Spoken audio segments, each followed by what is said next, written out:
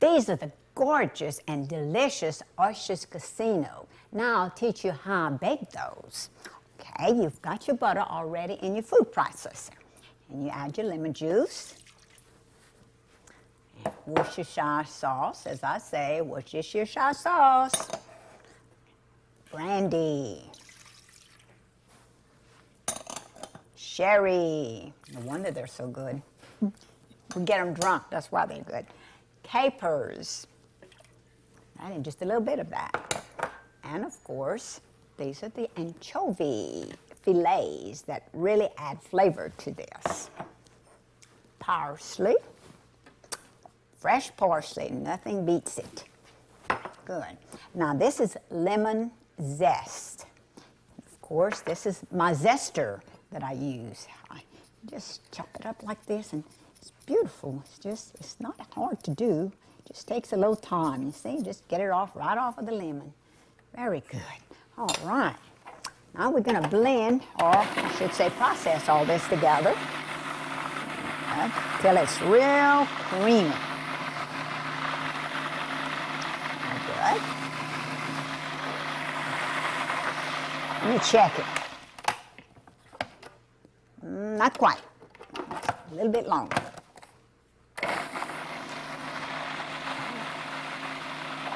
It's got to form kind of like a paste to where you can stuff the shell with the oyster in it. So I really shucked a lot of oysters this morning. Here are some tips for shucking oysters safely.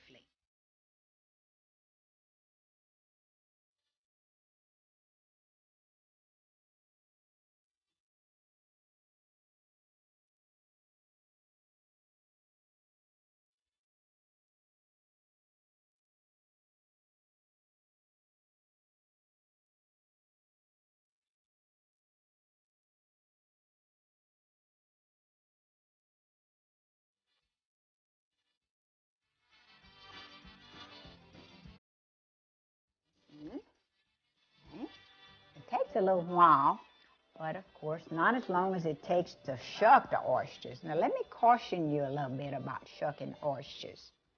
Of course, I've got a very special knife that my friend Kevin sent to me, and I really, I hate to shuck oysters because it's very dangerous. You may accidentally cut your hand if you don't use it properly. You have to hold that oyster knife, and they're called oyster knives. They're very special knives, and you just hold them very firmly with your right hand. In your left hand, make sure you have a glove, a very, very sturdy glove, because actually if that knife slips, it has a tendency to cut. The first time that the general shucked oysters, he was going to save himself a lot of money, and he was going to buy a sack of oysters, and he was going to really go to town. Well, he did, straight to the emergency room. And of course, bless his heart, he had a punctured hand. Cost him in those days, 46, 50 years ago, $50 was a lot of money. Well, it cost us $50 for the doctor, and plus all the medicine and all, and a lot of suffering. So you don't want to experience that. You really want to be very cautious in when you're shucking oysters, if that's what you're going to do.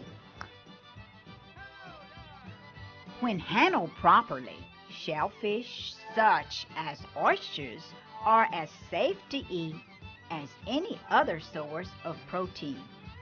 For healthy individuals, the nutritional benefits of seafood far outweigh the safety concerns. People with compromised immune systems, such as those with liver disease, can also benefit from eating seafood, but should follow a few precautionary measures when preparing it. Okay. Now these oysters have been stuffed, and I'm going to add a little Creole seasoning to this. Let me use my fingers. That's what I do best. Anyway, Creole seasoning. Okay, and each and every one of them. That's going to add flavor to the oysters and also to the stuffing. Yeah. Of course. They always look so much better for presentation in the shell. If you don't have shells, you can always use just a little, well, a baking dish, I guess, with just the stuffing and add the oysters on the bottom and just put the stuffing on top of the oysters. It works just as well. It's just that the shell makes it look more appetizing. Okay, lots of pepper. Okay, then to that, I'm going to top this with a slice of bacon. Well, piece of a slice of bacon anyway. Okay, lay it right on top.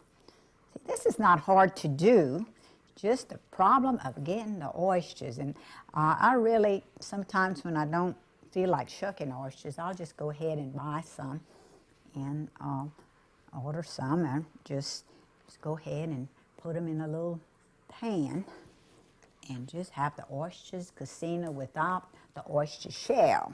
Okay, very good.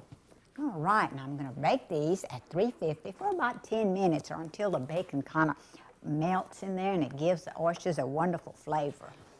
Okay, there you go. All righty. And while they bake, I'm going to teach you how to make a very special dressing for my salad.